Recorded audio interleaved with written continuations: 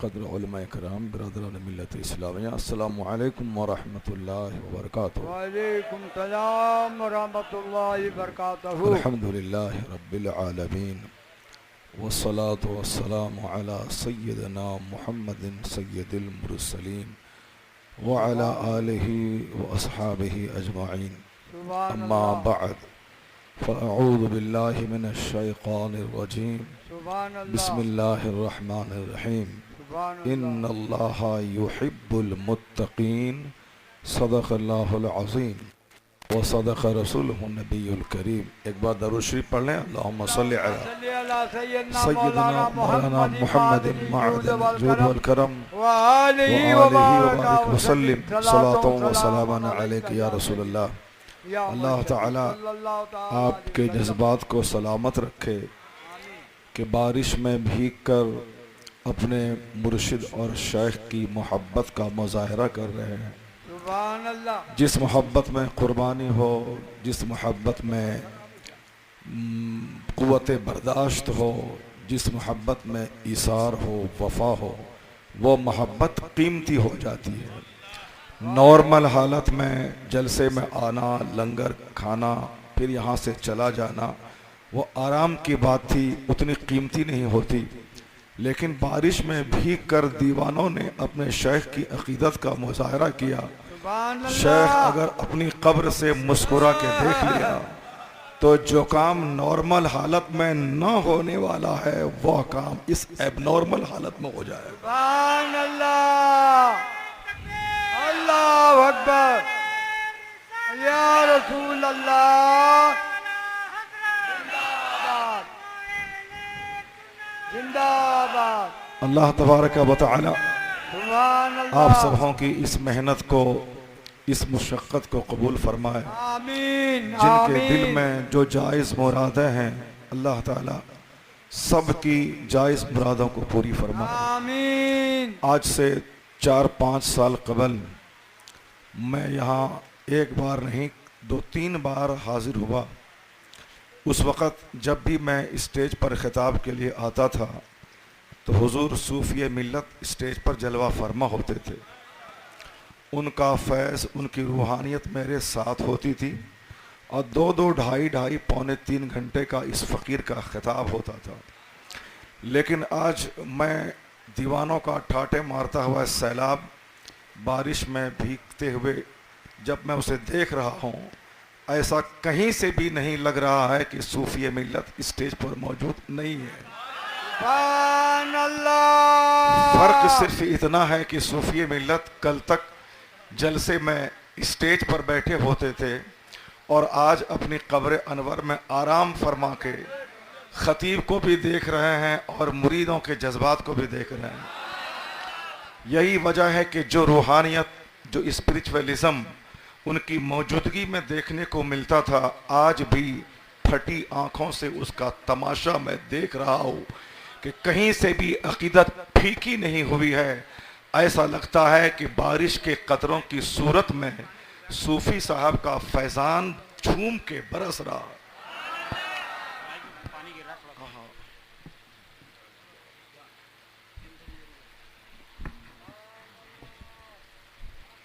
اللہ تبارک و تعالی صوفی صاحب کو قبر میں کروٹ کروٹ رحمت و نور کی بارش عطا فرمائے، ان کے درجات کو بلندی عطا فرمائے۔ اللہ تعالیٰ ان کی قبر کو مرجع خلائق بنا دے، مخلوق کی حاجت روائی کا مرکز بنا دے۔ اللہ اس قبر انور کے صدقے میں ہم سبوں کی جائز تمناؤں کو پوری فرما دے۔ بس شیخ آپ کے زندہ ہیں اپنی قبر میں، وہ مشاہدہ کر رہے ہیں۔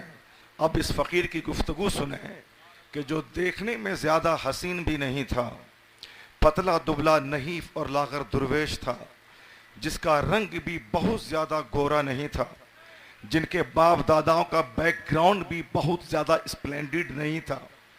ہندوستان میں بہت ساری خانقاہ ہیں، بہت سارے پیر ہیں جو اپنے باپ داداؤں کی عظمت کے نام پہ ان کی دکان چمک رہی ہے۔ ان کا باپ قطب تھا، ان کا دادا ابدال تھا، ان کا پردادا اوتاد تھا۔ اس طرح سے اب اگر ان کی قبر پہ ہزاروں کی حاضری ہو رہی ہے उनकी खानकाह चमक रही है, हजारों दिल पे उनके नाम की हुक्मरानी है, तो लोग कहते हैं कि ये असर उनके दादा का है, ये असर उनके बाप का है। अगर कोई बम्बई शहर में पैदा हुआ, वह पीर पूरे हिंदुस्तान का दौरा किया, तो लोग कहते हैं महानगरी से यह पीर आया है।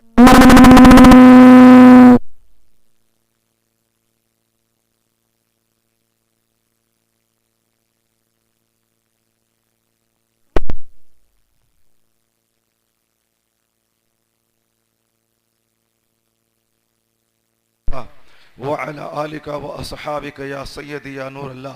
गौर से सुनेंगे आप, मैं कहता हूं कि किसी की अजमत के पीछे बैकग्राउंड काम करता है, किसी की शोहरत के पीछे बड़े बड़े शहरों में उनका पैदा होना काम करता है। जैसे बहुत सारे लोग बिहार से नहीं, उत्तर प्रदेश के बहुत मकबूल शहर कानपुर, इलाहाबाद, लखनऊ, मेरठ, मलियाना से ताल्लुक़ रखते हैं, तो लोग कहते हैं कि उत्तर प्रदेश से बिहार में आए हैं, यूपी से आए हैं, या मुरादाबाद से आए हैं, या इलाहाबाद से आए हैं। अकीदतमंदों का हुजूम लग गया, चलो उत्तर प्रदेश के मुरादाबाद, इलाहाबाद से यह शेख आया है, बम्बई से आया है, चेन्नई से आया है, दिल्ली से आया है। यानी उनकी अजमत के पीछे उस बड़े शहर का नाम काम करता है।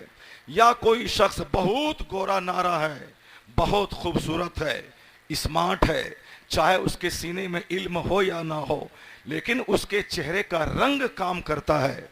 लोग चेहरे को देखकर उनके असीर हो जाते हैं, यानी हुस्न देखकर लोग शैदा होते हैं, शहर का नाम सुनकर शैदा होते हैं।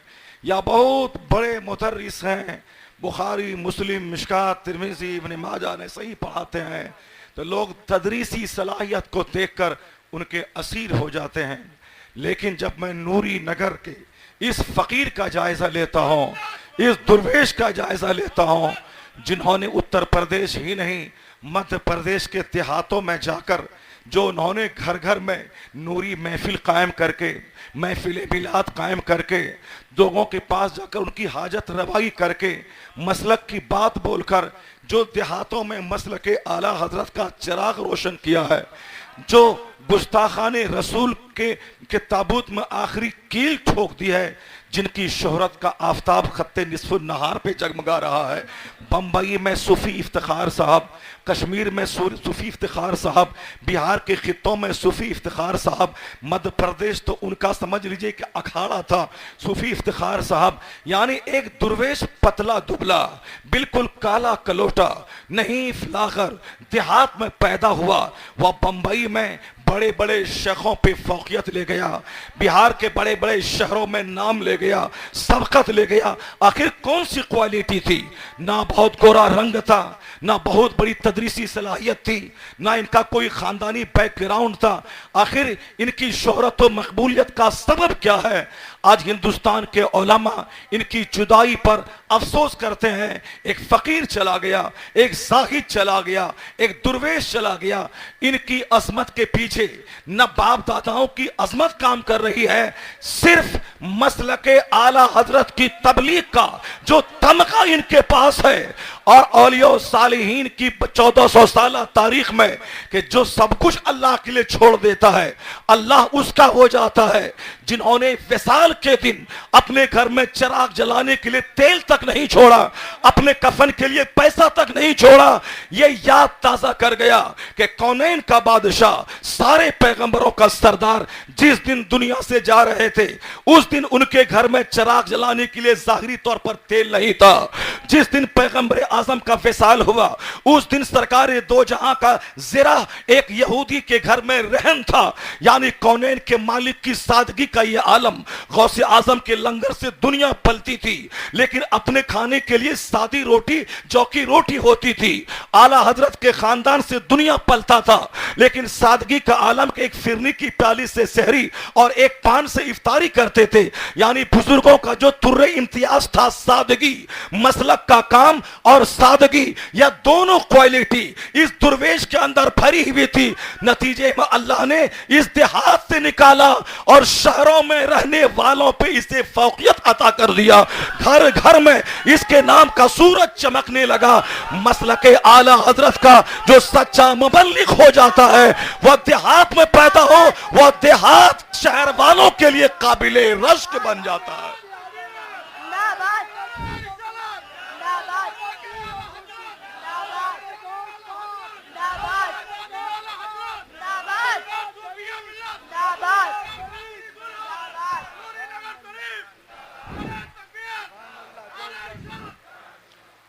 हजरत हाफिज कारी अल्लामा मौलाना सूफी इफ्तिखार साहब रहमतुल्लाह ताला अलैह एक कादरी फ़कीर का नाम है जिन्होंने गौसे आज़म की याद ताज़ा कर दिया। एक कादरी दुर्वेश का नाम है जिनको देखने के बाद सरकार गौसे आज़म की याद ताज़ा हो जाती है। अब जरा गौर से सुनिए कैसे याद ताज़ा हो जाती है। सरकार गौसे आज़म सिलसिले कादरिया के शेख और अमीर का नाम है। सरकार गौसे आज़म औलिया और सालिहीन के सरदार और इमाम का नाम है। क़यामत तक कोई वली नहीं होगा जब तक कि गौसे आज़म की मोहर उस पर न लग जाए। बहुत सारे सिलसिले हिंदुस्तान और दुनिया भर में है, लेकिन अल्लाह ने जो मकबूलियत गौसे आज़म के सिलसिले को दी, वैसी मकबूलियत दूर दूर तक किसी खानका किसी सिलसिले को नहीं मिली। और गौसे आज़म का नाइब हर दौर में रहेगा, हर सदी में रहेगा, हर खित्ते में रहेगा, ताकि उनको देखने के बाद जिन लोगों ने गौसे आज़म को नहीं देखा है वह उनको देखने के बाद गौसे आज़म की जिंदगी को सुन ले, गौसे आज़म की जिंदगी को पढ़ ले, गौसे आज़म की जिंदगी को समझ ले। गौसे आज़म में बेशुमार औसाफ थे। एक वस्फ था बेनियाजी का, यानी बेनियाजी, मालो दौलत को निगाहों में जलील समझना, हकीर समझना। जब तक ये क्वालिटी पैदा नहीं होगी उस वक्त तक कोई वली नहीं हो सकता। वली बनने के लिए जरूरी है दुनिया को तलाक देना, वली बनने के लिए जरूरी है मोटा झोटा पहनना, वली होने के लिए जरूरी है रूखा सूखा खाना, वली होने के लिए जरूरी है गुलामों को बिरयानी पुलाव गोश्त खिलाना और अपने लिए चटनी रोटी खाना। वली होने के लिए जरूरी है फकीरों के घर में चूल्हे में आग सुलगाना, अपने घर में फाके पे रहना। ये फकीरों और दुर्वेशों अल्लाह वालों की पहचान है। जैसे पैगंबर आजम के घर से सारा जमाना पलता है, वो रहमते दो आलम है जो कासिमुन नेमत वल अर्ज़ाक है। सारी दुनिया मुस्तफ़ा की दी हुई रोजी खाती है, मुस्तफ़ा कासिमुन नेमत वल अर्ज़ाक है। लेकिन पैगंबर आजम का जाती हाल क्या है? सरकार का जाती हाल ये था, जनाबे सैयदा आयशा फरमाती है, रायतुल हिलाल सुम्मा रायतुल हिलाल अल उखरा, मैं एक चांद देखती, दूसरे महीने के चांद को देखती, यहां तक कि तीसरे महीने का चांद नजर आता। 2 महीने गुजर जाते लेकिन मुस्तफ़ा के घर वालों के चूल्हे में आग तक नहीं सुलगती थी। पूछा गया अम्मी जान कैसे गुजर बसर होता था? अम्मी जान मखदूम कायनात सैयदा आयशा रज़ी अल्लाह ताला अन्हा फरमाती हैं, 2 काली चीजों से गुजर बसर होता था जिनके खाने के लिए अगर हुजूर चाहते जन्नत से तीनों वक्त गज़ा आ जाती, होरो गिलमान वहां से तश्त थान लेके आ जाते। सरकार को अल्लाह ने कहा था, आप चाहें मेरे महबूब तो मैं अरब के रेगिस्तानों को सोना बना दूं, मैं अरब के पहाड़ को आपके लिए गोल्ड बना दूं, या सोना बन के आपके पीछे पीछे चले। ये आज हम लोगों के लिए भी एक मशअले राह है सरकार की सीरत। हम लोगों को पैसे की फिक्र ने नमाज छुड़वा दिया, बाल बच्चों की मुलाजमत की फिक्र ने हमें बेदीन बना दिया, ज्यादा पैसा कमाने की हवस ने चेहरे से दाढ़ी छीन लिया, ज्यादा दौलतों की ललक ने सर से टोपियां उतार दी। यानी जब तक दुनिया की ख्वाहिश जब से पैदा हुई तब से नमाज की अदायगी के ताल्लुक से भी ढीले हम पड़ गए। नमाजें कज़ा हो रही है मगर पैसा चाहिए, रमजान का रोजा कज़ा हो रहा है मगर पैसा चाहिए। पैगंबर आजम ने अपनी जिंदगी से क्या गुलामों को बताया है? अगर दुनिया बहुत बड़ी चीज होती तो हुजूर तीनों टाइम जन्नती ग़िज़ा खाते। अल्लाह ने कहा था कि आप चाहें मैं ओहद के पहाड़ को आपके पीछे चला दूं गोल्ड बनकर, आप जैसे चाहें वो रहें। मगर पैगंबर आजम ने क्या कहा था? गुलामों, यह दुनिया आज है کل ختم. یہ پانی کا بلبلا ہے, کل ختم ہو جائے گا. یہ دنیا کی عمر بہت مختصر ہے. یہ ذل زائل, یعنی یہ زائل ہونے والا سایہ ہے جو ابھی یہاں ہے, فوراً یہ سایہ ڈھل جائے گا. تو حضور نے جس کو ذل زائل کہا تھا, ہم نے اسے حقیقی ایبورڈ سمجھ لیا, ہم نے اسے پرماننٹ ٹھکانہ سمجھ لیا. ہم نے اس دنیا کی فکر میں آخرت کو آگ لگا دی, ہم نے جنت کو داؤ پہ لگا دیا. جبکہ پیغمبر اعظم نے کیا کہا, الہی میرے لیے سونا کا پہاڑ نہ بنایا جائے, ایک دن کا کھانا دے تاکہ میں جب کھاؤں تو تیرا شکر ادا کروں, اور دوسرے دن میں فاقے سے رہوں تاکہ فاقے پہ میں صبر کیا کروں. سرکار دو جہاں نے کیا کہا, صبر اور شکر, یا ان دو چیزوں کو زندگی میں داخل کر لے. نعمت جب اللہ دے تو شکر ادا کر, اس نعمت میں دوسروں کو شریک کر لے. اور جب اللہ آزمائش کے طور پر غریبی دے, مفلسی دے, رزق کی تنگی دے, تو اول فول مت بگنا, تنقید مت کرنا, شکوہ مت کرنا, دوسروں سے اپنی غریبی بیان مت کرنا, بلکہ صبر کی چٹان سینے پہ رکھ لینا اور صبر کر لینا. صبر کرنے والے کو اللہ تنہا نہیں چھوڑتا ہے, رشتہ دار ساتھ چھوڑ دے, ساری دنیا ساتھ چھوڑ جائے, ان اللہ مع الصابرین, اللہ صبر کرنے والوں کے ساتھ ہوتا ہے. تو اللہ مصطفیٰ کے ساتھ, اللہ مصطفیٰ کی اہل بیت کے ساتھ, اللہ آل و اصحاب کے ساتھ سرکار دو جہاں کا کنبہ بتا دیا کہ زندگی میں دولتوں کو نیچا کیسے دکھلایا جاتا ہے. سیدہ کائنات, مخدومہ کائنات فاطمہ الزہرا ہے, شہید اعظم کی والدہ محترمہ. آپ نے روزے کی منت مانی ہے, گھر میں افطار کے لیے کچھ نہیں ہے, یہودی کے یہاں سے جو قرض لایا گیا اس کا آٹا تیار کر کے روٹی بنائی گئی. افطار کے لیے بیٹھے ہیں مولا علی, افطار کے لیے بیٹھے ہیں سیدہ فاطمہ, افطار بیٹھی ہیں سیدہ فاطمہ, افطار کے لیے بیٹھی ہیں سیدہ کنیز فضہ. یہ تینوں اشخاص افطار کے لیے بیٹھے ہیں. اب کھانے ہی والے تھے کہ ایک مسکین کی آواز آئی, اے نبی کے گھر والوں, تیرے گھر سے دنیا پلتی ہے, ایک مسکین آواز دے رہا ہے, اس کو کھانا کھلا دے. تینوں اشخاص نے روٹیاں اٹھا کر اس مسکین کو دے دی, پانی پی کے افطار کر لیا. دوسرا روزہ چالو ہے, دوسرے دن افطار کے لیے بیٹھے, ایک مسکین, ایک یتیم نے آواز دی, اے نبی کے گھر والوں, تمہارے گھر سے یتیم پلتا ہے, ایک یتیم دروازے پہ دستک دے رہا ہے, کئی دن کا بھوکا اسے دے دے. 24 گھنٹے نہیں 48 گھنٹے سے فاقہ ہے, بھوکے ہیں, اس کے باوجود روٹی اٹھا کر اس یتیم کو دے دی گئی. پھر تیسرا روزہ چالو ہے, تیسرے دن ایک قیدی دروازے پہ آ گیا, کہا اے نبی کے گھر والے, قیدی ہوں, بھوکا ہوں, مجھے کھانا کھلا دے. پھر تینوں اشخاص نے روٹیاں اٹھا کر اس قیدی کے حوالے کر دی. عرش پہ دھوم مچ گئی. ایسے نبی کے گھر والے ہوتے ہیں, 3 دن کا فاقہ ہے, یہ غریبوں, یتیموں, قیدیوں کو کھلاتے ہیں, اور کھلانے کے بعد یہ کہتے ہیں, انما نطعمکم لوجہ اللہ لا نرید منکم جزاء ولا شکورا, یعنی ہم جو تمہیں کھلا رہے ہیں اس کے بدلے میں دھنیواد مت کہنا, شکریہ مت کہنا, تھینکس مت کہنا, یعنی اس کھلانے کا بدلہ مت دینا. جو لوگ 10 روپے دے کر 10 بار اعلان کرواتے ہیں, غریبوں کو کھلوا کر اپنے گھر میں جھاڑو لگا لیتے ہیں, عالم دین کو چندہ دینے کے بدلے میں 1 گھنٹہ بیٹھا کر اپنے گرینائٹ اور واش روم کے ماربل کی تعریف کرواتے ہیں, پھر جا کے زکوٰۃ کی رقم اس کو لکھواتے ہیں, وہ جان لے یہ مصطفیٰ کے گھر والے ہیں. کیا کہتے ہیں, 3 دن کا فاقہ ہے مگر زبان پہ کوئی شکوہ,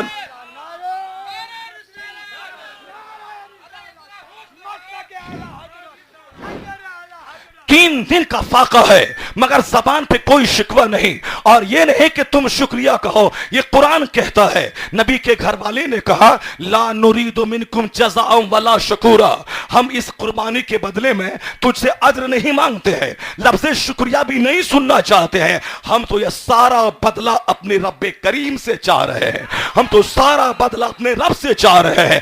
عرش پہ دھوم مچی. اس روئے زمین پہ کوئی گھر والا جو مصطفیٰ کے کیریکٹر کا پر تو ہو, وہ مصطفیٰ کا گھر والا ہے. یہ ان کی بیٹی فاطمہ ہے, یہ ان کا داماد علی ہے. وہی کام امام علی مقام نے کر کے دکھلایا. نانا نے جسے گود میں لیا تھا, نانا نے جسے کاندھے پہ بٹھایا تھا, نانا نے جس کے لیے سجدہ کو دراز کر دیا تھا, لوگ کہتے تھے نانا نواسے کو پیار دے رہا ہے. آج بھی لوگ پیار کر رہے ہیں, ہاں ہاں پیار دیا تھا, لیکن ایک بہت بڑی مہم کے لیے اپنے نواسے کو تیار کیا تھا کہ آج میں کاندھا پر حسین کو اٹھا رہا ہوں, کل جب حسین کے کاندھے پر امت محمدیہ کا بوجھ آئے گا تو میرا بیٹا مدینے میں جان چرا کے نہیں رہے گا بلکہ اپنا کنبا لوٹا کے امت کی حفاظت کرے گا. یعنی یہ سمجھ لیں کہ نبی کونین اپنے نواسے حسین کو مسجد نبوی میں پریپیئر کر رہے تھے, اسے تیار کر رہے تھے, بڑی اسٹرگل, بڑی جدوجہد اور گریٹ وار کے لیے اس کو تیار کر رہے تھے. لعاب دہن منہ میں دے رہے ہیں تاکہ وہ لعاب دہن کا اثر رہے, پیشانی کو سونگ رہے ہیں, چوم رہے ہیں تاکہ اس محبت کا قرض حسین ادا کرے. حسین نے نانا کو دیکھا, حسین نے ماں کو دیکھا, حسین نے باپ علی کو دیکھا, حسین نے اپنے بھائی حسن کو دیکھا جن کو زہر دے دیا گیا, اتلیاں کٹ کٹ کے گرنے لگی, ہیرے کی کنی پیس کر پلا دیا گیا, اتلیاں کٹ کٹ کے گرنے لگی. حسین آئے, کہا اب بھائی جان بتائیں کہ زہر آپ کو کس نے دیا ہے. اس خطرناک گھڑی میں جبکہ 1 منٹ کے بعد موت آنے والی ہے, مگر شریعت کا پاسبان, شریعت کا محافظ کیا کہتا ہے, جو جس نے زہر دیا ہے, جس پر میرا گمان جا رہا ہے, اگر واقعی وہ زہر دینے والا ہے تو اللہ منتقم حقیقی ہے, اللہ اس سے بدلہ لے لے گا. لیکن اگر میرا گمان غلط ہوا, اس نے زہر نہیں دیا, تو میں نہیں چاہتا کہ میری وجہ سے ایک بے گناہ آدمی قتل کیا جائے. روح نکل رہی ہے مگر شریعت کا محافظ جاتے جاتے شریعت کی پاسبانی کر رہا ہے. تکلیفیں ہو رہی ہے مگر شریعت کا محافظ اپنے حساب سے محض گمان کے طور پر کسی کو پھنسا کے نہیں جا رہا ہے, اپنے بھائی کو صبر کی تلقین کر رہا ہے. حسین نے دیکھا تھا شریعت کی پاسداری کیسے ہوتی ہے, شریعت پر عمل کیسے ہوتا ہے, یہ اپنے بھائی حسن سے سیکھا تھا. جس حسین نے حسن کو دیکھا, باپ علی کو دیکھا, سیدہ فاطمہ کو دیکھا, رات رات بھر سجدہ ہے اور پھر سجدہ کمپلیٹ نہ ہونے پر افسوس ہے. یعنی جس نے فجر, ظہر, عصر, مغرب, عشاء ادا کی, اپنے ہاتھ سے چکی پیسی, اپنے ہاتھ سے پانی کھینچا, گھر میں جھاڑو لگایا, ساری مصیبتیں سہی, جب ساری دنیا سو جاتی مصلی پہ کھڑی ہو جاتی تھی, اس کے بعد دعا کرتی تھی, الہی لمبی رات بنا دے تاکہ تیرے محبوب کی بیٹی دل کھول کر سجدہ کر سکے. ایک سجدے میں سحر ہو جاتی. حسین نے ماں کو دیکھا تھا, حسین نے نانا کو دیکھا تھا, جو بخشے بخشائے ہے, جو معصوم عن الخطا ہے, جس پر کوئی گناہ نہیں, اس کے باوجود ایک سجدے میں رات گزر رہی ہے, حالت قیام میں رات گزر رہی ہے. نبی کا پایا اقدس سوج جاتا ہے. سرکار دو جہاں کا لمبا سجدہ جناب عائشہ کو خطرہ دلاتا ہے, کہیں آپ کا وصال تو نہ ہو گیا. یہ معصوم عن الخطا ہے, یہ جنت کے مالک ہیں, یہ رات رات بھر کا لمبا قیام, اس کا کیا مطلب ہے؟ چاہے مطلب جو بھی رہے, امت کو تعلیم یا عبدن شکورہ بن جائیں, شکر گزار بندہ اللہ کا بن جائیں. جس اللہ نے نبوت اور رسالت کی نعمت عطا کی, سارے پیغمبروں کی امامت عطا کی, وہ پیغمبر اعظم اس نعمت کا شکرانہ ادا کرنا چاہتے تھے, رات رات بھر سجدہ کرتے تھے. حسین نے نانا کو دیکھا جو جنت کے مالک ہیں, اس طرح سجدہ کرتے ہیں, تو نانا سے اسپریٹ لے کر, ماں سے حوصلہ لے کر, مولا علی سے حوصلہ لے کر اس قدر نیکی کا خوگر حسین ہو گیا کہ 55 سال کی عمر میں 25 حج امام حسین نے پیدل کر کے دنیا کو دکھلا دیا. اعلیٰ قسم کا گھوڑا موجود ہے لیکن گھوڑے پہ آپ بیٹھ نہیں رہے ہیں. اعلیٰ قسم کا گھوڑا موجود, غور سے سنیے, اعلیٰ قسم کا گھوڑا موجود ہے مگر گھوڑے پہ نہیں بیٹھتے. کیوں؟ اس لیے نہیں بیٹھتے کہ میرا پاؤں اللہ کی راہ میں گرد آلود ہو جائے, پاؤں میں مٹی لگ جائے. حضور نے فرمایا ہے جس کا پاؤں اللہ کی راہ میں دھول زدہ ہو جائے, مٹی لگ جائے, جہاں تک مٹی لگے گی وہاں تک جہنم کی آگ حرام ہو جائے گی. اللہ کے خوف سے جو روئے گا, جہاں تک آنسو کے قطرے بہیں گے وہاں تک جہنم کی آگ حرام ہو جائے گی. کبھی کبھی مدرسہ آیا جایا کیجئے, ننگے پاؤں جائیے, خانقاہ ننگے پاؤں جائیے, پاؤں میں مٹی لگنے دیجئے, یا سوچ کر کہ جو فی سبیل اللہ آتا جاتا ہے اس کے پاؤں پہ جہنم کی آگ حرام ہو جاتی ہے. اپنے بچے کے لیے بہت آپ نے رویا, مکان کے لیے بہت رویا, اپنی بیٹی کی صحت کے لیے بہت رویا, اپنے گھر کے بیماروں کے علاج کے لیے بہت رویا, کاروبار کے ڈیولپمنٹ کے لیے بہت رویا, اس دکان کے بعد وہ دکان ہو جائے بہت آپ نے آنسو بہایا. اجمیر میں سید منور علی شاہ رحمۃ اللہ علیہ کے مزار پر صوفی صاحب کے پاس بہت رویا, بیٹا کے لیے, بیٹی کے لیے, صحت کے لیے, اچھے داماد کے لیے, مکان کے لیے, کمرشل کمپلیکس کے لیے, 2-4-10 لاکھ کی کار کے لیے بہت آنسو بہایا ہے. کبھی کبھی اس خانقاہ میں آ کر جنت کے شوق میں آنسو بہائیے, جہنم کے خوف سے آنسو بہائیے. آخرت کے لیے آنسو بہائیے، جہاں جہاں وہ قطرہ جائے گا جہنم کی آگ کو حرام فرما دے گا۔ حسین اعظم کا 25 حج کرنا یہ بتاتا ہے کہ تقوی کے اعلیٰ معیار پر فائز ہے۔ خود بھوکے رہ کر غریبوں کو کھلانا یہ بتاتا ہے کہ متقیوں کے سردار کا نام ہے۔ اب جب اخیر میں وہ وقت آ پڑا ہے اپنے نانا کا وعدہ وفا کرنا، نانا کی امت کا تحفظ کرنا، ایک ظالم و جابر کے ڈینے کو توڑنا، اس کی طاقت کو کمزور کرنا، اس راہ میں چاہے جتنی مصیبتیں آئے اس کو انگیز کرنا، میدان کربلا میں کنبا لے کے پہنچ گئے تھی۔ کئی دن کا فاقہ ہے، 7 دن سے پانی بند ہے، 3 دن سے دانا بند ہے، بھوکے پیاسے بچے ہیں، علی اصغر کی سوکھی زبان، علی اکبر کا سوکھا ہوا حلق، مستورات کی آنکھوں کے آنسو کے قطرے، اور خیمہ میں آپ کے آوان و انصار کا کئی دن سے بھوکا رہنا، یہی مصیبت کافی تھی۔ بھوکا دیکھنا بال بچوں کو باپ سے دیکھا نہیں جاتا۔ کربلا میں ساری مصیبت جمع ہو گئی، بھوک کی مصیبت، پیاس کی مصیبت، پردیس کی مصیبت، اپنے لوگوں کے ہاتھوں تکلیف اٹھانے کی مصیبت، جس کے گھر سے ساری دنیا پانی پیے۔ قیامت کے دن مصطفیٰ کے حوض سے سب کو حوض کوثر کا جام ملے گا، سب کو سیراب کریں گے، ان کا بال بچہ دریائے فرات کے کنارے ایک قطرہ پانی کے لیے ترس رہا ہے۔ یہی وڈمبنا، یہی ٹریجڈی ہے۔ دنیا کہتی حسین کو تکلیف ہوئی، میں کہتا ہوں یہ حسین کا صبر تھا، یہ حسین کی قناعت تھی، یہ حسین کا توکل تھا، یہ حسین کا امتحان تھا، یہ حسین کی آزمائش تھی۔ مصطفیٰ نے کبھی حسین کو بچانے کے لیے دعا نہیں کی، جب بھی دعا کی صبر کی دعا کی، جب بھی دعا کی استقامت کی دعا کی، جب بھی دعا کی حق پر ڈٹے رہنے کی دعا کی۔ حضور نے کبھی نہیں کہا میرے نواسے سے مصیبت کو ٹال دے، فاطمہ نے کبھی دعا نہیں کی میرے بیٹے سے مصیبت کو ٹال دے، حسن نے کبھی دعا نہیں کی میرے بھائی سے مصیبت کو ٹال دے۔ جب بھی فاطمہ نے دعا کی استقامت کی دعا کی، حق پر ڈٹے رہنے کی دعا کی، امتحان میں کامیابی کی دعا کی۔ تو کربلا میں امتحان ہو رہا ہے۔ یزید کہتا تھا کیسے حسین نہیں جھکے گا، 22,000 کی تلوار چمکے گی، حسین جھک جائے گا، ان کے گھر میں فاقہ ہوگا، حسین جھک جائے گا، ان کے بچے کٹیں گے، حسین نارمل ہو جائے گا۔ یزید کا سب سے بڑا موٹو تھا حسین کا ہاتھ لینا، کیسے نہیں ہاتھ دے گا۔ دمشق کا پہلوان یہاں ہے، مصر کا پہلوان یہاں ہے، ارزق یہاں ہے، طلحہ یہاں ہے، یزید بن تمیم قحطبہ یہاں ہے، یزید ابتہی یہاں ہے، تمیم بن قحطبہ یہاں ہے۔ یعنی حسین کے مقابلے کے لیے بڑے بڑے مصر کے پہلوان کو جمع کر لیا گیا، دمشق کے سورما کو جمع کر لیا گیا، 82 افراد ہے اس خیمے میں، 22,000 کی فوج جمع کر لی۔ یہاں بیمار ہیں، عورتیں ہیں، بچے ہیں۔ کیا مطلب تھا؟ حسین جب فوج دیکھے گا تو ڈر کر بیعت کر لے گا، جب جنگ شروع ہوگی ان کا بچہ کٹے گا، حسین جھک جائے گا۔ لیکن دنیا نے دیکھا صابرین کا سردار، متقین کا سردار، نیکوں کا سردار وہ امتحان دیا کہ یزید ہاتھ مل کے رہ گیا، 22,000 کی تلوار چمکائی، سارے سورما کو سامنے لے آیا، دریا پہ پہرا بٹھایا، مگر حسین کے صبر کو سلام۔ بال بچے کٹ گئے مگر چہرے پہ مسکراہٹ ہے، خاندان کٹ گیا مگر کبھی آنکھ میں آنسو کے قطرے نہیں ہے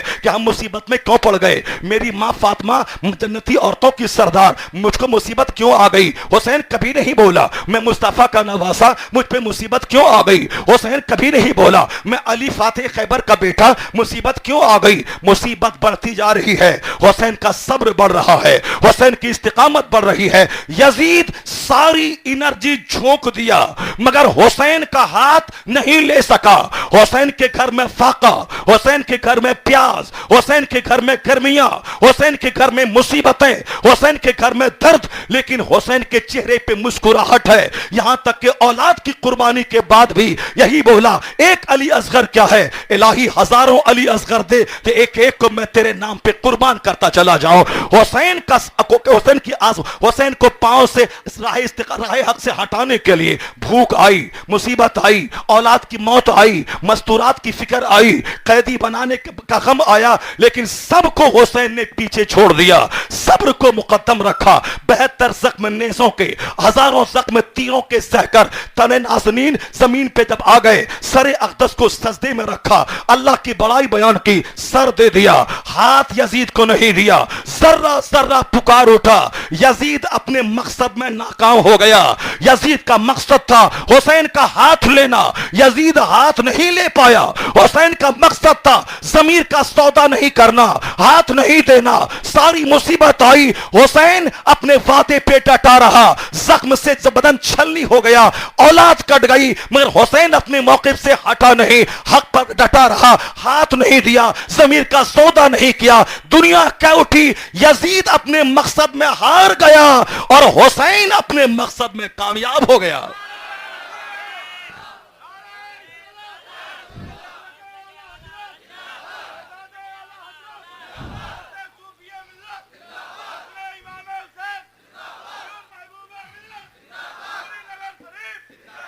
अहले बैते अतहार के घर में, अहले बैते अतहार के घर में फाका है, अहले बैते अतहार के घर में लाशें हैं, अहले बैते अतहार के घर में मुसीबतों का अंबार है, लेकिन ज़बान पे शिकवा नहीं है, ज़बान पे कोई शिकायत नहीं है, कोई तनकीद नहीं है। यही पैगाम सारी दुनिया को मिल रही है। पता ये चला कि वली बनने के लिए मुसीबतों का सहना, आजमाइशों की वादी से गुजरना, फ़क्र फाका से गुजरना, सादगी से काम लेना, अल्लाह की दी हुई मुसीबत पे साबिर शाकिर रहना, बदन में बीमारी लाहिक हो जाए फिर भी ये नहीं बोलना मैं बीमार क्यों पड़ गया, मैं बचपन से नमाजी हूं, मैं बचपन से मुत्तकी हूं, मैं क्यों बीमार पड़ गया, मैं क्यों बीमार पड़ गया। नहीं नहीं, सरकार दो जहां को भी बुखार का असर हुआ। सहाबा कराम में किसी के पांव में दर्द, किसी के पांव में दर्द, किसी के दांत में दर्द। हजरत सिद्दीक अकबर की कनीज कहती है आप तो मुसीबत की बड़ी फजीलत बयान करते हैं, लेकिन मैंने आपको कभी मुसीबत में तड़पते हुए नहीं देखा। सिद्दीक अकबर ने कहा अगर मैं अपना दर्द बयान कर दूं तो फिर तुम समझेगी कि मैं सबसे बड़ा दुखी हूं। उन्होंने कहा मुझको दांत में शदीद दर्द होता है, ऐसा दर्द कि दूसरे को हो तो बेचैन हो जाए, लेकिन मैं उस पे सब्र करता हूं, मैं दर्द को छुपाता हूं, तेरे नजदीक जाहिर नहीं होने देता हूं। सिद्दीक अकबर को दर्द, फारूक आजम को दर्द, उस्मान गनी को दर्द, मगर फर्क इतना है कि मेरा दर्द 10 आदमी जान जाता है, उनका दर्द कोई नहीं जानता, उनका दर्द खुदा जानता है। वो अपने रब के सामने दर्द बयान करता है, दूसरों के सामने दर्द बोले वह दर्द और बढ़ जाता है, रब के सामने बोले वह दर्द में आसानी पैदा हो जाती है। यही तरीका है जब घर में कोई बीमार पड़े, मुसीबत आए, सबसे पहले मुसीबत के दूर करने वाले रब की बारगाह में सजदा रेज हो जाए। बेटी जवान हो जाए, 50 आदमी को फोन करके नहीं बोलना है बेटियां जवान हो गई है, कोई लड़का देखना कमाने वाला, पैसा कौड़ी नहीं है, देखना कोई दीनदार जो मुतालबे जहेज न करे, यानी 50 आदमी को फोन करता है। लड़की की उम्र हो गई 35 साल, शादी होने का नाम नहीं लेती, लड़की की उम्र हो गई 40 साल, चूंकि इन्होंने फोन किया है दोस्तों को, फोन किया है अपने अहबाब को, फोन किया है दूर के भाई को, फोन किया है मौलाना को। मैं कहता हूं जब तक तू दुनिया से ना उम्मीद नहीं होगा, जब तक तेरा दिल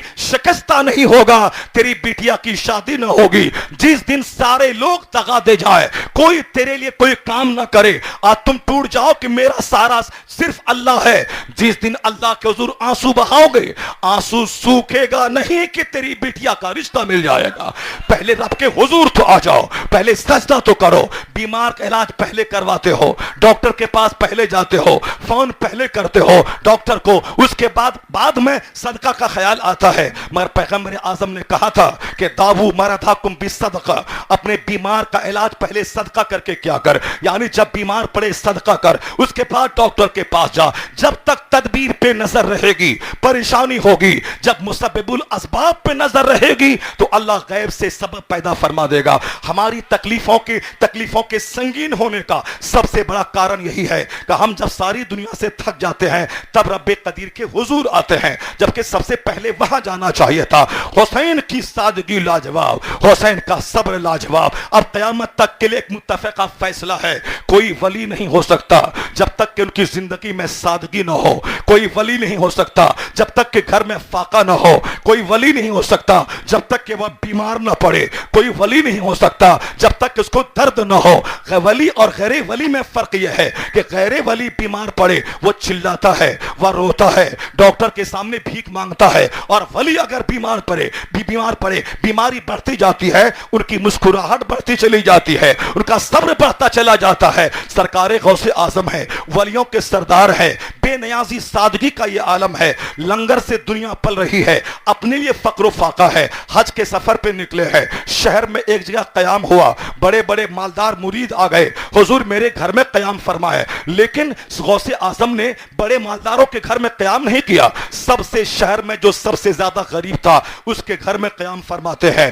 جب غریب کے گھر قیام پذیر ہوئے تو شہر کے اور آس پاس کے بڑے بڑے عمرا غوث پاک سے ملنے کے لیے آ گئے, ملاقات بھی ہوئی, تحفہ و تحائف بھی پیش کیا. غریب کا چھوٹا سا گھر تحفوں سے بھر گیا, گھر سے باہر تحفوں کی بوچھار لگ گئی, تحفہ ہی تحفہ تھا. کوئی دوسرا پیر ہوتا میری طرح تو تمام بورا منگوا کے, سارے تحفوں کو سل کے, لاری منگوا کے یا گھوڑا منگوا کے لوڈ کر کے اپنی خانقاہ اپنے گھر میں پہنچوا دیتا. مگر پیروں کا امام, پیروں کا سردار, دنیا کو پاؤں کے نیچے روندنے والا, وہ علی کا بیٹا, وہ حسین کا شہزادہ, جس علی کے سامنے دنیا سج دھج کے آئی تھی, مگر مولا علی نے کہا تھا میں نے تجھ کو طلاق دیا, میں نے تجھ کو طلاق دیا, میں نے تجھ کو طلاق دیا. لوگوں نے کہا حضور کس کو طلاق دیا؟ کہا دنیا سج کے آئی تھی اور کہتی تھی مجھ کو قبول کر لیجئے, مگر میں نے دنیا کو طلاق دے دیا. مولا علی نے دنیا کو طلاق دے دیا. گھر میں فقر و فاقہ ہے, سارے ولیوں کا باپ, سارے ولیوں کا سردار, شہر علم نبی کا دروازہ, دنیا کو طلاق دے دیا. اس دنیا کو کبھی اپنے قریب نہیں آنے دیا. تو اس طرح سے سیدوں کے گھر میں فاقہ اور درویشی, اولیاء صالحین کے گھر میں زاہدانہ زندگی, یہ روایت ہے. اعلیٰ حضرت کے پاس, اعلیٰ حضرت بھی کیسے مبلغ تھے, ان کے پاس ایک سید صاحب آتے تھے, وہ کہتے تھے کہ حضرت بڑی غریبی ہے, بڑی پریشانی ہے, بڑی مفلسی ہے, دعا فرما دے. ہمیشہ سنتے تھے اعلیٰ حضرت, سیدوں کا بڑا احترام کرتے تھے. ایک دن آپ سے رہا نہیں گیا, اپنا قلم روک کر کے سید صاحب سے مخاطب ہو گئے. کہنے لگے سید صاحب مجھے ایک مسئلہ آپ بتائیے, باپ نے کسی عورت کو طلاق دے دیا ہو, کیا اس عورت سے بیٹے کا نکاح کرنا جائز ہے کیا؟ مسئلہ یہی ہے, اگر باپ کے نکاح میں کوئی عورت آ گئی, باپ مر گیا یا باپ نے طلاق دے دیا, اس عورت سے ان کے بیٹوں کا نکاح کرنا حرام ہے. نکاح تو بہت دور کی, نکاح تو ایک جائز چیز ہے. اگر کسی جوان عورت کو کسی مرد نے ہاتھ لگا دیا شہوت کے ساتھ, وہ عورت ان کے بیٹوں کے لیے حرام ہو جاتی ہے. باپ نے جس سے نکاح کیا اولاد کے لیے وہ عورت حرام ہے. سید صاحب سے کہنے لگے اعلیٰ حضرت مولا علی نے دنیا کو طلاق دے دی ہے, سیدوں کے باپ نے دنیا کو طلاق دے دیا ہے, اب ان کے بیٹوں کے لیے اس دنیا سے نکاح کرنا کیسے جائز ہے؟ اتنا سننا تھا. مبلغوں کا سردار 50 گھنٹے کی تقریر ایک طرف, اعلیٰ حضرت کی زبان سے نکلا ہوا جملہ ایک طرف, وہ جملہ تیر کی طرح سید صاحب کے سینے میں پیوست کر گیا. ساری زندگی جب تک وہ زندہ رہے اعلیٰ حضرت کے پاس آتے رہے, مگر دوبارہ کبھی غربت کا شکوہ نہیں کیا, غریبی کا شکوہ نہیں کیا. وہ سمجھ گئے تصوف کیا ہے, وہ سمجھ گئے مولا علی کا پیغام کیا ہے. اسی طرح سے اولیاء صالحین اختیاری طور پر فقر کو اختیار کرتے ہیں. دولتیں آتی ہیں مگر اس میں اپنے دل کو الجھاتے نہیں ہے.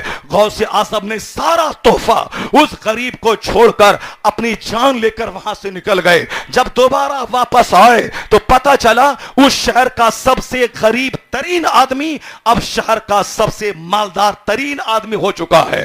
مرید مالدار ہو جائے, غوث اعظم نے سوئی تک نہیں لیا. یہ ہے شان استغنا, یہ ہے شان بے نیازی, یہ ہے دنیا کو نیچا دکھلانا, یہ ہے دنیا کو پاؤں کے نیچے روندنا. جو دنیا کے لیے جھوٹ بولے, دنیا کے لیے رشوت لے, دنیا کے لیے شراب بیچے, دنیا کے لیے بھائی کو دھوکہ دے, دنیا کے لیے دوسروں کی زمین پہ غاصبانہ قبضہ کرے, دنیا کے لیے جھوٹ اور حرام و حلال کی تمیز چھوڑ دے, دنیا کے لیے آخری حد تک پہنچ جائے, وہ شخص کبھی سچا حسینی نہ ہوگا, کبھی سچا قادری نہ ہوگا. سچا قادری وہ ہوگا جو غوث اعظم کا فقر اپنے سینے میں بسائے, غوث اعظم کی شان بے نیازی اپنے سینے میں بسائے. جب یہ بات سمجھ میں آ گئی تو سمجھ لے کہ قادری فقیر وہ ہوتا ہے جو شان بے نیازی سے لیس آراستہ ہوتا ہے, جو فقیر ہماری نگاہوں کے سامنے ہے, جو ساری زندگی اپنے آپ کو غوث کا غلام کہتا رہا, غوث کا فقیر کہتا رہا. ہم بھی کہتے ہیں مگر ہماری زندگی الگ ہے. یہ فقیر جو کچھ بولا تھا پریکٹیکل میں دکھلا دیا ہے. اپنے لیے نہ 100 بیگھہ زمین خریدنا ہے, روزانہ 70 ہزار روپے کبھی تعویذات کے ذریعے مریدوں کے نذرانے سے پیسے آتے, مگر وہ روپے کہاں چلے جاتے تھے؟ وہ روپے بیوہ کے گھر میں, میں, یتیم کے گھر میں, مسکین کے گھر میں, طالب علموں کے گھر میں, غریب احباب کے گھر میں, اور پھر وہ دل میں پیسہ نہ رہتا تھا, دل سے پیسہ باہر رہتا تھا, دل میں غوث کی محبت, دل میں حسین کی محبت, دل میں اہل بیت کی محبت, یعنی جو قادری رنگ میں رنگا ہوا تھا, سادگی کا نمونہ. نہ قیمتی لنگی ہے, نہ قیمتی جبہ ہے, نہ قیمتی ٹوپی ہے, معمولی سی ٹوپی, معمولی سا کرتا, معمولی سی لنگی, معمولی سی چپل, جو ساری زندگی کا معمول رہا. جب میں اسے دیکھا مریدوں کو نوازتے ہوئے, 10-10 ہزار دیتے ہوئے, عالموں کو نوازتے ہوئے, 20-20 ہزار دیتے ہوئے, تب پتا چلا کہ ہم لوگ کہنے میں قادری ہیں, اب پریکٹیکل میں کوئی قادری فقیر ہے جس میں غوث اعظم کا رنگ جھلکتا ہے, اسی کا نام صوفی افتخار صاحب قبلہ ہے.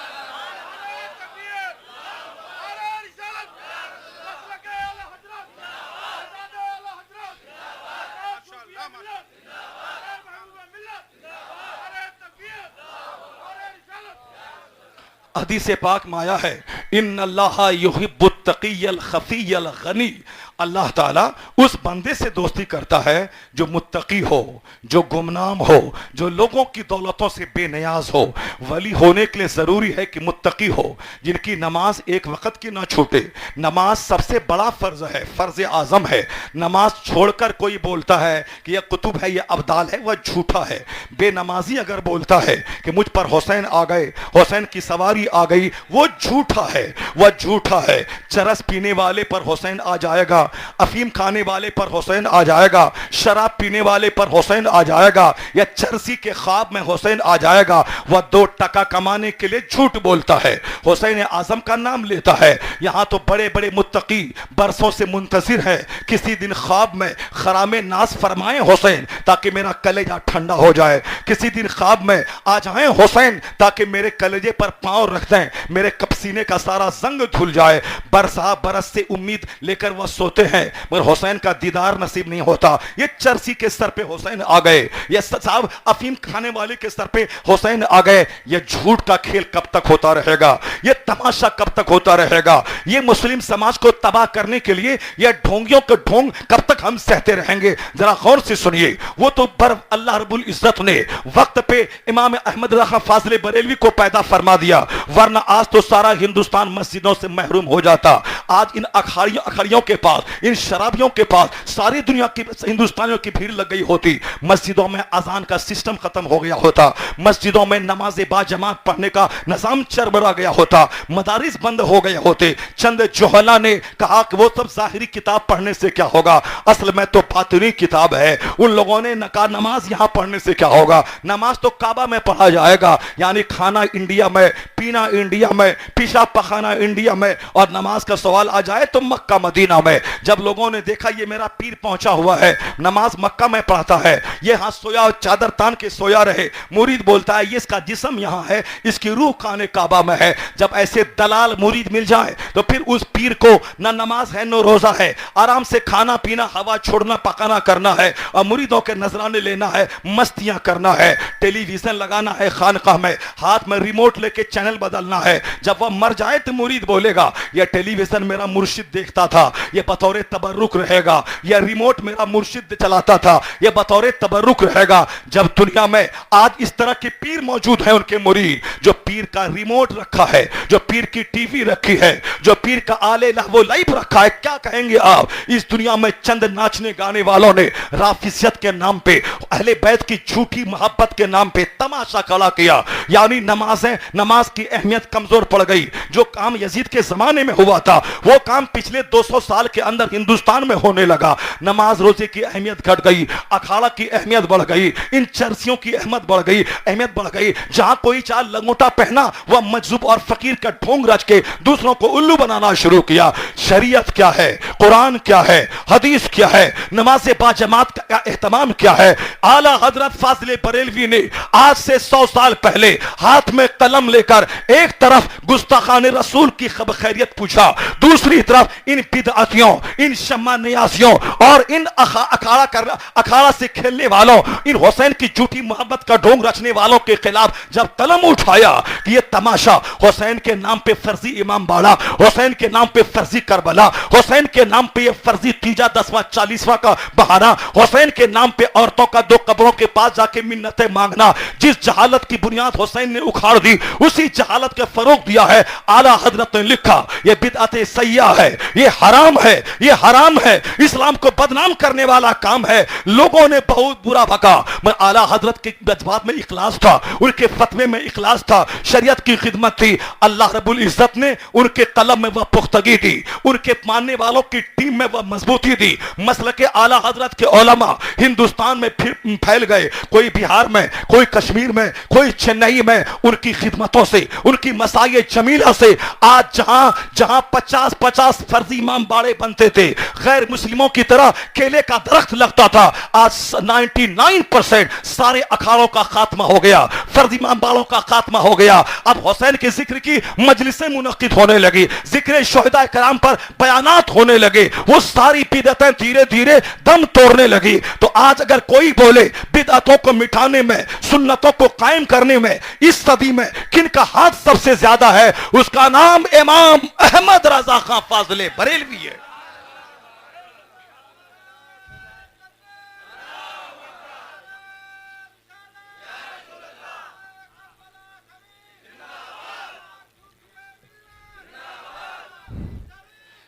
جب بات آ گئی کہ مسلک اعلیٰ حضرت کی وجہ سے یہ سمجھ لیں آج مدرسہ آباد ہے، خطاب کی مجلسیں آباد ہے، سیرت کے جلسے آباد ہیں، علماء کا وقار آباد ہے، خانقاہ کی چٹائی پر واعظ و نصیحت کی محفل آباد ہے۔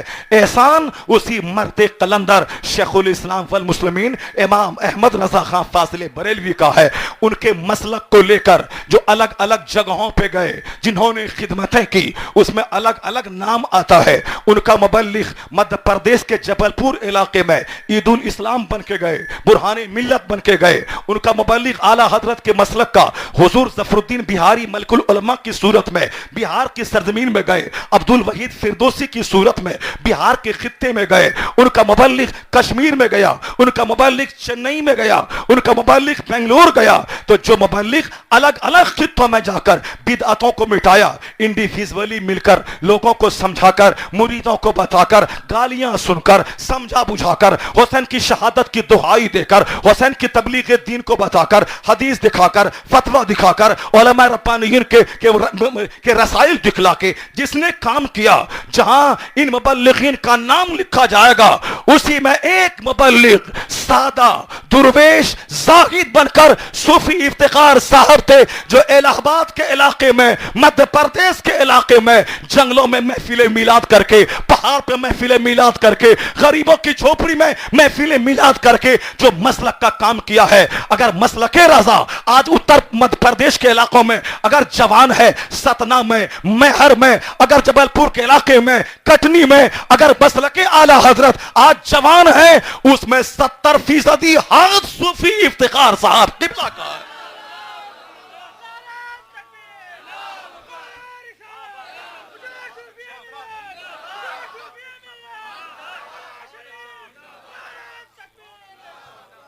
اللہ تبارک و تعالی الگ الگ لوگوں کو الگ الگ کام کرنے کے لیے چن لیتا ہے، جس کے اندر جو کوالٹی ہوتی ہے اللہ تعالیٰ اس میں اسے وصف امتیاز عطا کر دیتا ہے، اس سے کام لیا جاتا ہے دین کا۔ جس کے خطابت کا جوہر اگر چمک رہا ہو، خطابت کے ذریعے ان سے کام لیا جاتا ہے۔ کسی کی تحریر چمک رہی ہو، کتاب تحریر کے ذریعے ان سے مذہب کا کام لیا جاتا ہے۔ کوئی بیت و ارشاد کے ذریعے کام کرتا ہو تو بیت و ارشاد کی دنیا میں اللہ اسے مقبولیت عطا کر دیتا ہے۔ کوئی خلق خدا کی خدمت کرنے سے مسلک کا کام کرتا ہو، اللہ تعالیٰ ان کے ہاتھ میں شفا رکھ دیتا ہے۔ کون نہیں جانتا، صوفی صاحب قبلہ کے پاس ایک عورت آتی ہے، کہتی ہے حضور میری شادی کے 10 سال ہو گئے، میں بانجھ ہوں، پڑوس کی ساری عورتیں بانجھ ہونے کا تانا دے رہی ہیں، شادی کے 10 سال ہو گئے۔ حالانکہ 10 سال ہو جانا اولاد کا نہیں ہونا یہ اس بات کی دلیل نہیں ہے کہ اولاد نہیں ہوگی۔ ابراہیم علیہ السلام کو 90 سال کی عمر میں اللہ نے بیٹا عطا فرمایا، 90 سال تک انتظار کرنا پڑا۔ ایک دوسری روایت کی روشنی میں 120 سال کی عمر میں بیٹا اسماعیل پیدا ہوئے، 120 سال کا طویل عرصہ انتظار کرنا پڑا۔ 90 سال ہی مان لیں، 90 سال کا عرصہ بڑا طویل عرصہ ہوتا ہے۔ قرآن کریم میں آیا ہے اللہ جسے چاہتا ہے بیٹا دیتا ہے، جسے چاہتا ہے بیٹی دیتا ہے، جسے چاہتا ہے دونوں دیتا ہے، جسے چاہتا ہے دونوں سے محروم کر کے بانجھ بنا دیتا ہے۔ یہ ساری چیز اللہ رب العزت کے ہاتھ میں، یہ سارا اختیار ہے۔ اپنے بس میں رہے تو کوئی بیٹی پیدا نہیں ہوگی، ہر آدمی بیٹا ہی چاہے گا۔ جب سب کو بیٹا پیدا ہو جائے تو بیٹی کہاں سے آئے گی؟ پھر بیٹی کے لیے آدمی کو 50 کروڑ روپے دینا پڑے گا۔ بیٹی ملے گی بہار میں، لوگ 50 کروڑ کی تھیلی لے کے جائے گا، مجھ کو بیٹی دے دیں، دنیا کا نظام چرمرا جائے گا، تہس نہس ہو جائے گا۔ یہ کافر چاہے سمجھے نہ سمجھے، اسلام لاجواب، اسلام کا ہر قانون لاجواب، اسلام کا پیغمبر لاجواب، اسلام کا سارا ضابطہ لاجواب، اسلام کا سارا آئین لاجواب۔ اگر سمجھ میں آئے نہ آئے، آج نہیں تو کل سمجھ میں آ ہی جائے گا، وہ سمجھ ہی جائے گا۔ ایک مرد 4 شادی کرے، لوگ کہتے تھے یہ 4 شادیاں کر رہا ہے، زیادہ بچے پیدا کر رہا ہے۔ اس پر ایک سیمینار ہوا تھا بھاگلپور کے علاقے میں۔ اس سیمینار میں ایک ہندو رائٹر نے اپنا مضمون میں لکھا تھا کہ 4 شادی کا قانون، لوگ اسے برا کہتے ہیں لیکن میری سمجھ میں یہ قانون فطرت کے مطابق ہے، یہ قانون لوگوں کی ضرورت ہے۔ کہا وہ کیسے؟ کبھی کبھی لوگوں کو بیٹیاں زیادہ پیدا ہوتی ہیں، مرد کم پیدا ہوتے ہیں۔ عام طور پر اب جب قیامت قریب آ گئی ہے، بیٹیاں کثرت سے پیدا ہوں گی، چونکہ بیٹا پیدا کرنے کی صلاحیت آدمی کے پاس سے ختم ہو جائے گی۔ لوگ موبائل دیکھتے دیکھتے، لوگ گندی تصویریں دیکھتے دیکھتے، جو قوت مردانگی جو جوہر ہے وہ جوہر حیات لوٹ جائے گا۔ مرد پیدا کرنے کے قابل نہیں رہے گا، ان کے جراثیم کمزور ہو جائیں گے، جو ان کا نطفہ ہے وہ کمزور ہو جائے گا۔ اگر بچہ پیدا نہ ہوتا ہے، لڑکی کا قصور نہیں، لڑکے کا قصور ہے، چونکہ قانون فطرت ہے۔ مرد عورت آپس میں ملتے ہیں،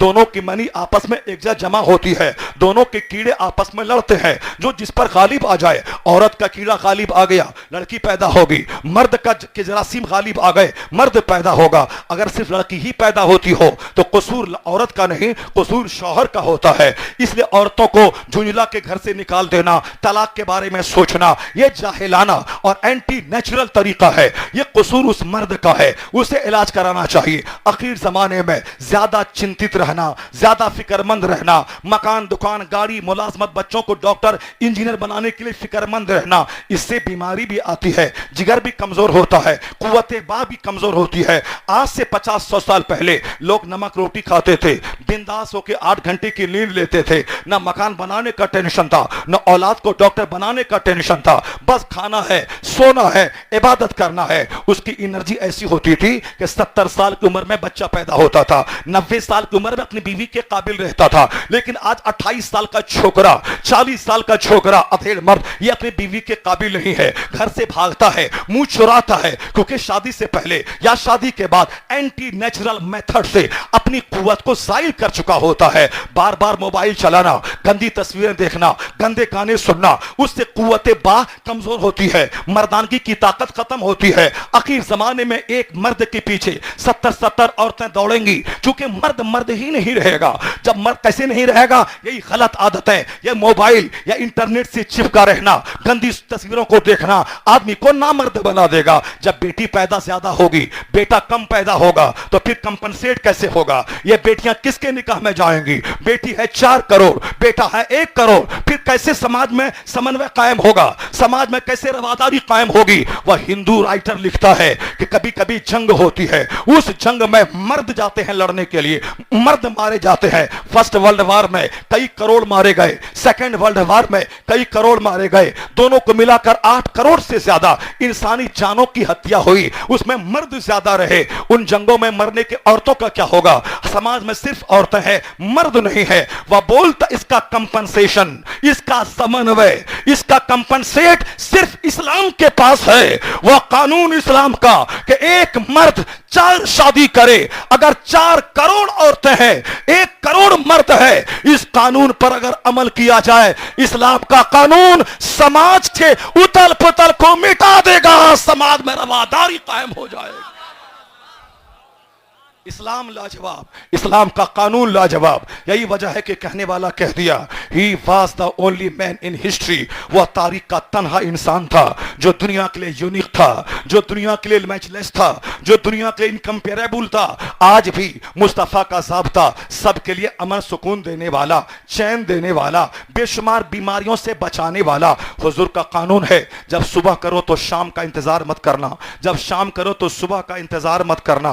क्या मतलब? अपनी तमन्नाओं को मुख्तसर कर दे, जिंदगी को मुख्तसर समझ ले, अपने आप को मुर्दों में शुमार कर ले। जब तू सोचेगा कि 90 साल जिंदा रहना है, इन बच्चों को पढ़ा के डॉक्टर बनाना है, तो फिर तुमको ढेर पैसा चाहिए। पैसा नहीं मिलेगा तो डकैती करेगा, चोरी करेगा। अगर चोरी करने से भी ना मिला तो पंखे से लटक के मर जाएगा। अभी फांसी पे लटकने का रिवाज जोर पकड़ रहा है, फंदे पे चढ़ने का रिवाज जोर पकड़ रहा है।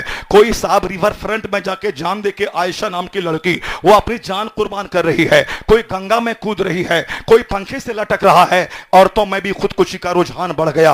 अपने मन के मुताबिक दूल्हा चाहती थी, नहीं मिला, खुदकुशी कर लिया। अपने मन के मुताबिक मालदार मर्द चाहती थी, नहीं मिला, वो खुदकुशी कर ली। लड़का अपनी तबीयत के मुताबिक खूबसूरत लड़की चाहता था, नहीं मिली, वो जहर खा के मर गया। वह बेटा चाहता था, नहीं मिला, जहर खा के मर गया। यह दुनिया सारी ख्वाहिशात की तकमील की जगह नहीं है। यह दुनिया को अल्लाह ने इनकम्प्लीट बनाया है। यहां सारा सुकून नहीं है, सारा सुकून अल्लाह ने जन्नत में रखा है। चैन नहीं यहां दुनिया में नहीं है, सारा चैन जन्नत में है। यहां सेहत है तो दौलत नहीं, दौलत है तो सेहत नहीं, दौलत सेहत है तो हुस्न नहीं, हुस्न है तो बीवी वफादार नहीं, बीवी है तो औलाद अच्छी नहीं, औलाद ठीक है तो पड़ोसी अच्छा नहीं, पड़ोसी अच्छा है तो रिश्तेदार अच्छे नहीं, रिश्तेदार अच्छे हैं तो समधी अच्छा नहीं, अगर वो अच्छा है तो अपना दोस्त अच्छा नहीं। साहब ऑफिसेज में हंगामा है, आग लगी है, समाज में आग लगी है, घर में आग लगी है, पड़ोसी अच्छा नहीं, रिश्तेदार अच्छा नहीं, इस गांव के लोग अच्छे नहीं। मन करता है छोड़कर इलाहाबाद चले जाएं, वहां लोग अच्छे नहीं। मन करता है छोड़कर बंबई चले जाएं, वहां मन करता है छोड़ के लंदन चले जाएं। कहां भागोगे, कहां जाओगे? इस्लाम कहता है जगह मत बदल, गांव मत बदल, शहर मत बदल, अपना कैरेक्टर बदल ले, अपना किरदार बदल ले, अपना अखलाक बदल ले, अपनी मॉरलिटी बदल ले, अपना अखलाक बदल ले। अखलाक तू बदलेगा तो तेरा गांव शहर के लिए काबिले रश्क बन जाएगा। क्यों शहर बदलता है?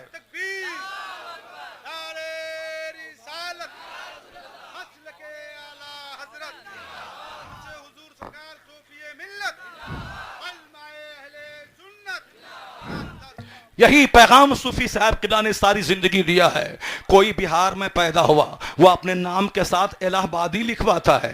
कोई इलाहाबाद के साहब गोरखपुर में पैदा हुआ, अपने नाम के साथ देहलवी लिखाता है ताकि लोग बोलें ये देहलवी है, या बंबई का रहने वाला है, ये साहब इलाहाबाद का रहने वाला है, ये कानपुरी है, पैदा हुआ उत्तर प्रदेश के पटना में और कहता है कि बिहार के पटना में, बोलता है मैं कानपुरी हूँ, फला कानपुरी, फला इलाहाबादी, फला बरेलवी। पैदा हुआ इंडिया में, बोलता है फला मदनी, फला मक्की। ये मक्की क्या है? पैसा कमाने का खेल है। पैदा हुआ देहात में, नाम के साथ मक्की, नाम के साथ मदनी, नाम के साथ इलाहाबादी। क्या मतलब? वह सोचता है कि बड़े शहर से मंसूब रहूंगा, प्रोग्राम भी मिलेगा, नजराने भी मिलेंगे, लोग बोलेंगे बड़े शहर में पैदा हुआ है। कोई सीखे इस फकीर और दुर्वेश से। या दुर्वेश बंबई में इज्जत की निगाह से देखा जाता था, कश्मीर में इज्जत की निगाह से देखा जाता था, बिहार में इज्जत की निगाह से देखा जाता था। कभी इसने बोला कि मैं दिल्ली में रहता हूं, मैं बरेली शहर में रहता हूं, मैं बंबई में रहता हूं, मैं कानपुर में रहता हूं, इलाहाबाद के देहात नूरी नगर में रहता हूं।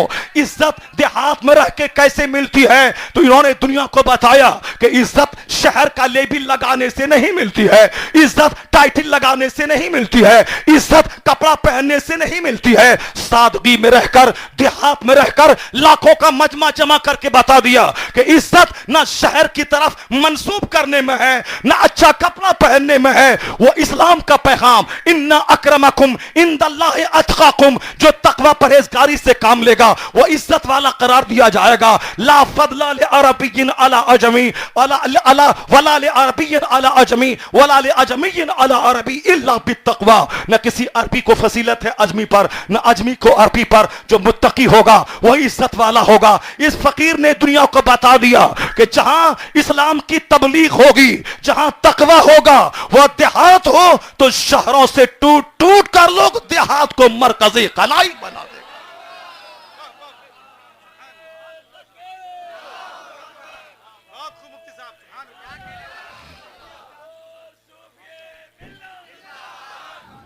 ہم جیسے فقیروں کے لیے بھی ایک قابل عبرت ہے اس فقیر کی زندگی، جو عزت حاصل کرنے کے لیے گاڑی کا سہارا لیتا ہے۔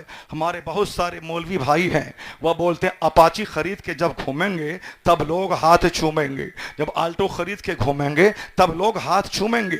میرا تجربہ بتاتا ہے جب آپ آلٹو خرید لیں گے، جو آپ کو سلام کرتا تھا وہ سلام کرنا بھی چھوڑ دیتا ہے، چونکہ ان کے سینے میں حسد پیدا ہو جاتا ہے، اور وہ کہتے ہیں کہ یہ مولوی پیسہ لایا کہاں سے، کار خریدا کہاں سے۔ جو عزت تھی وہ عزت بھی مٹی میں مل جاتی ہے، وہ عزت بھی دھمل ہو جاتی ہے۔ جس نے کہا تھا کہ میں پھوس کے گھر میں رہتا ہوں، لوگ عزت نہیں دیتے ہیں، جب میں مکان بنا لوں گا تو سارے لوگ عزت دیں گے، میں جب تقریر کروں گا سارے لوگ غور سے سنیں گے، میری تقریر پڑھیں گے۔ لیکن جب وہ پھوس کے گھر میں رہتا تھا سارا زمانہ غور سے ان کی بات سنتا تھا، لیکن جب وہ مکان بنانے کے پیچھے پاگل ہوا، اب ان کی خطابت کو سننے والا کوئی نہیں رہ گیا۔ اب وہ چھوٹی چھوٹی محفلوں میں بولتا، کوئی دھیان نہیں دیتا، کہتا تم بھی تو میری طرح پکا دنیا دار ہے، تم بھی تو 24 گھنٹے ریتی اور اینٹ اور سیمنٹ اور بالو اور گٹی اور مزدوری کے پیچھے پاگل ہے۔ نمازیں چھوٹ رہی ہیں، جماعت چھوٹ رہی ہے، تمہارا تقوی مدھم پڑ رہا ہے۔ اس کا مطلب ہے کہ میری جو سوچ ہے کہ میں اپاچی خریدوں گا، آلٹو خریدوں گا، عزت ملے گی، غلط سوچ ہے۔ اس فکر کو، یہ اسلامی فکر یہ ہے کہ عزت تقوی سے ملتی ہے، عزت پرہیزگاری سے ملتی ہے، عزت تو علم سے ملتی ہے۔ کوئی عالم ہو، بہار کے ارب پتی اس کا ہاتھ چومتے ہیں، یا سوچ کر نہیں کہ بہار میں اس کے پاس کروڑوں کا گھر ہے، بمبئی کا ارب پتی ان کا ہاتھ چومتا ہے۔ میں تجھے نائب رسول سمجھ کر پیشانی چومتا ہوں، اور میں نے اپنے گھر میں جو تجھ کو بیٹھایا ہے، مجھ کو نہیں مطلب کہ تو غریب گھر کا بچہ ہے، میں تجھے عزت دیا ہوں، اپنے گھر میں بٹھایا ہوں، ہاتھ چومتا ہوں صرف اس لیے تو مصطفیٰ کا نائب ہے، مصطفیٰ کی بات بولنے آیا ہے۔ عزت تقوی سے ملتی ہے، عزت پرہیزگاری سے ملتی ہے، عزت سادگی سے ملتی ہے۔ اگر حضور تاج الشریعہ چاہتے تو 100 ایکڑ زمین خرید کر اپنے بیٹے عزت کا شاندار گھر بنا دیتے۔ میرے 3 کروڑ مرید ہیں، ان کی کاریں آئیں گی، ان کے لیے کار پارکنگ چاہیے، غریبوں کے لیے الگ حال چاہیے، مالدار کے لیے الگ ایئر کنڈیشن مکان چاہیے، لیکن نہیں، انہوں نے ساری زندگی پرانے گھر میں رہ کر، محلہ سوداگران کی تنگ گلی میں رہ کر، شہر سے باہر 10 ایکڑ زمین پہ کبھی بنگلہ نہیں بنایا۔ اگر وہ بناتا تو اپنے بیٹے عزت کے رہنے کا ایک ٹھکانہ ہوتا، لیکن جب خیال آیا ہے کہ 100 بیگھہ زمین پہ کوئی گھر بنایا جائے تو عزت کا گھر نہیں، مصطفیٰ کے مہمان کا گھر بنایا جائے۔ جب اخیر زمانے میں خیال آیا تو 100 بیگھہ زمین پہ جامعۃ الرضا کا خیال آیا ہے، حامدی مسجد کا خیال آیا ہے، اپنا گھر اسی تنگ سوداگران کی گلی میں، عزت کا گھر اسی تنگ سوداگران کی گلی میں، اور مصطفیٰ کے مہمانوں کا گھر 100 بیگھہ زمین پہ، وسیع خطے زمین پہ شاندار گھر۔ جو دین کی خاطر اتنی بلند سوچ رکھتا ہو، جو دین کی خاطر اعلیٰ سوچ رکھتا ہو، اللہ اسے وہ عزت دیتا ہے کہ جس دن تاج الشریعہ کا وصال ہوا، پردھان منتری نریندر مودی اسی بریلی علاقے میں تھے، 10 کلومیٹر دور میں گاڑیاں لگی ہیں، لوگ پیدل آ رہے ہیں، 50 سے زیادہ ممالک کے لوگ جنازے میں آ رہے ہیں۔ ادھر ٹرمپ بھی حیرت میں تھا، मोदी जी भी हैरत में थे। यह दुर्वेश मिनिस्टर था, चीफ मिनिस्टर था, प्रधानमंत्री था या नवाब था, काउंट था, कोई बहुत बड़ा जमींदार था, क्या था? इतने लाखों का सैलाब बरेली में जमा हो गया, करोड़ से ज्यादा लोग कमोबेश बरेली में आ गए। मोदी सोचने लगा, ट्रंप सोचने लगे यह प्रधानमंत्री नहीं था। प्रधानमंत्री क्या होता है? 7 घंटे तक नरसिम्हा राव बरेली के सर्किट हाउस में बैठा रहा ताकि ताजुश शरिया से मुलाकात हो जाए, मगर वह रजा का शेर, गौसे आजम की बारगाह का वह जाहिद और दुर्वेश कहा कि मैंने बाप दादाओं से जो मसलक की खिदमत की जिम्मेदारी पाई है उसको अदा करने से फुर्सत नहीं है कि मैं किसी बादशाह से मिलूं, मैं किसी वजीर आजम से मिलूं। नहीं मिला। वो वहां से देहात चले गए, बहेड़ी चले गए। 7 घंटे तक नरसिम्हा राव इंतजार किया मगर वो मुलाकात नहीं कर सका। किससे? रजा के शहजादे से, मुफ्ती आजम हिंद के नाइब से, आला हजरत के उलूम के वारिस से। मैं कहता हूं कभी कभी गौसे आजम के बारे में सुनते थे कि बादशाह उनके पास आता था, जुनैद बगदादी के बारे में सुनते थे कि बादशाह उनको बाजू में बिठाने पर फख्र करता था, हुजूर बायज़िद बुस्तामी के बारे में सुनते थे कि बादशाह उनसे मिलना चाहता था, हारून रशीद के बारे में सुनते थे वो अबू दाऊद ताई से मिलना चाहता था। लेकिन इस दौर में कौन है जो बायज़िद बुस्तामी की याद ताजा कर गया, जुनैद बगदादी की याद ताजा कर गया, गौसे आजम की याद ताजा कर गया, अबुल हसन खरकानी की याद ताजा कर गया, अबू दाऊद ताई की याद ताजा कर गया, इमाम आजम अबू हनीफा की याद ताजा कर गया। कौन है? उसी दुर्वेश का नाम ताजुश शरिया अख्तर रजा का अजहरी है। जो सादगी बरेली में ताजुश शरिया के पास थी, जो मसलक की फिक्र, मजहब की फिक्र में दिन रात सरशार रहता था, अल्लाह ने वो इज्जतें दे दी कि जाते जाते आखिरी जुलूस में करोड़ों का जुलूस बता दिया। इज्जत न जमींदारी से मिलती है, इज्जत न प्रधानमंत्री बनने से मिलती है, इज्जत न चीफ मिनिस्टर बनने से मिलती है।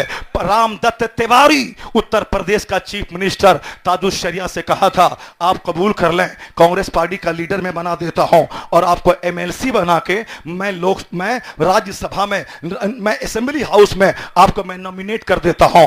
उस्मान आरिफ नक्शबंदी गवर्नर उत्तर प्रदेश, उन्होंने कहा था कि आप तैयार हो जाएं, मैं आपको एमएलसी का ओहदा दे देता हूं।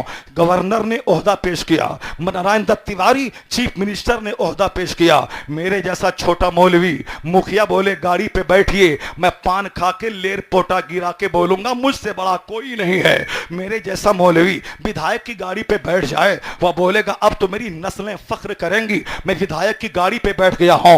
कहां गवर्नर भीख मांग रहा है, कबूल कर ले एमएलसी का ओहदा, वजीर चीफ मिनिस्टर यानी वजीर आला एमएलसी का ओहदा पेश कर रहा है, मगर शाने बेनियाजी से वो आला हजरत का शेर उसको ठुकरा रहा है। मुझे एमएलसी की क्या जरूरत है, असेंबली हाउस में जाने की क्या जरूरत है, जो दीन की खिदमत का बोझ मेरे कांधे पर है उससे फुर्सत मिले तब ना मैं असेंबली हाउस जाऊं।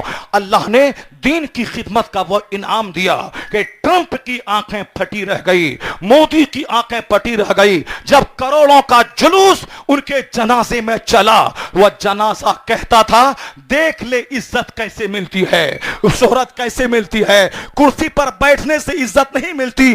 जो मुस्तफा के मजहब का काम करता है, जो मसलक का काम करता है, वो अगर सौदागरान में हो अल्लाह उसे उठा के शोहरत के आसमान पे पहुंचा देता है। अल्लाह ताला चेहरे को नहीं देखता, अल्लाह ताला दिल देखता है, खिदमतों को देखता है। सूफी इफ्तिखार साहब किबला ने ताजुश शरिया को देखा था, वो कहा था उनसे मोहब्बत का इजहार करते थे। ये अख्तर रजा खां है, यह ताजुश शरिया है, मुफ्ती आजम हिंद का नवासा है, यह सरकार आला हजरत के शहजादों में से है, उनका पड़पोता है। आला हजरत के बच्चे बच्चे से प्यार करना, उनके खानदान के फर्द से मोहब्बत करना, मैं तो यही जानता हूं। आला हजरत हिंदुस्तान में गौसे आजम के नाइब हैं, मुफ्ती आजम हिंद हिंदुस्तान में गौसे आजम के नाइब हैं। जिसने भी मुफ्ती आजम हिंद से मोहब्बत की वह जर्रा था तो आफताब हो गया, वह बिहारी था तो खिताबत की दुनिया का ताजदार हो गया। जिसने भी मसल के रजा की बात की वह अगर गुमनाम था तो शोहरत दवाम का मालिक बन गया, तो रजा से चिढ़ने वाला वो आफताब था वह जर्रा बन गया, वह शोहरत شہرت حاصل کرنے والا تھا گمنام ہو گیا. اس کے نیچے لوگ پاؤں کے نیچے دل بچھاتے تھے, ان کے سر پہ چپل برسانے والا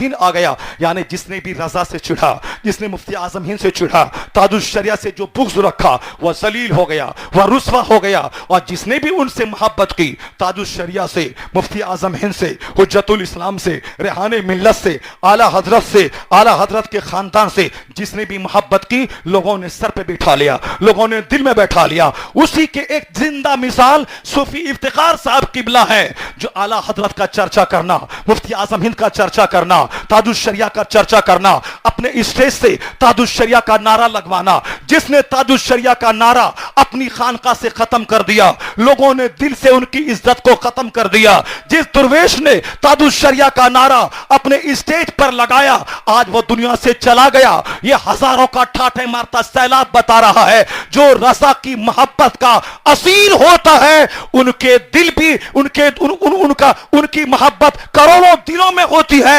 لوگ ان کے پاؤں کے نیچے دل بچھا دیتے ہیں. جو رضا کا ہو جاتا ہے, عوام ان کی ہو جاتی ہے. سرکار اعلیٰ حضرت عاشق رسول تھے.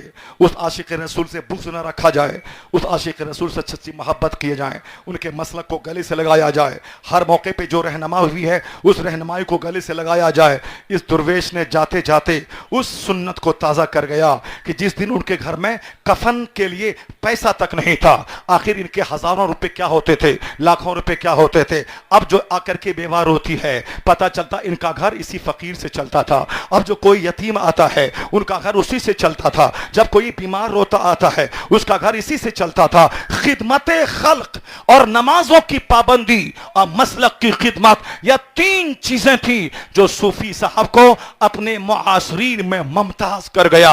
سچا غلام ان کا یہ ہوگا جو پانچوں وقت نماز پابندی سے پڑھے گا, خدمت خلق کرے گا, سادگی سے کام لے گا. وہ اپنے گھر میں اگر رہے, صوفی صاحب ان کے ساتھ رہیں گے, ان کا فیضان ان کے ساتھ رہے گا, ان کے وسیلے سے دعا کریں گے, دعا قبول ہوگی. ظاہری ڈھونگ نہیں, سادگی اپنائے, نمازوں کی پابندی اپنائے, مسلک اعلیٰ حضرت کی رسی کو مضبوطی سے تھام لے.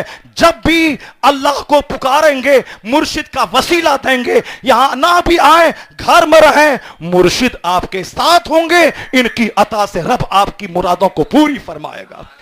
اللہ تبارک و تعالی ہم کو اور آپ کو سبھوں کو مسلک اعلیٰ حضرت کے اس دائی, اس مبلغ کے مشن پہ چلنے کی توفیق عطا فرمائے. ان کی تعلیمات اور ہدایات اور ارشادات پہ عمل کی توفیق عطا فرمائے.